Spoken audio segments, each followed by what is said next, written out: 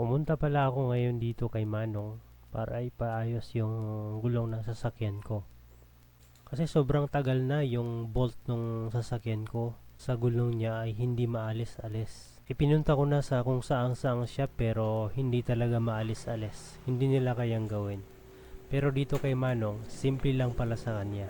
Kailangan lang weldingan yung bolt and then kailangan din i-acetylene para malusaw yung nakastock na bolt. Saka maalis yung gulong at saka yung bolt para mapalitan na. After niyang weldingin ng ilang minuto, ngayon naman ay acetylene na ang kanyang ginagamit. So ito na yung last at final para maalis na yung bolt. Ayun, so natanggal na nga yung gulong at kung nakikita nyo, umitim nga yung pinanggalingan ng bolt dahil nga sa welding at saka sa acetylene.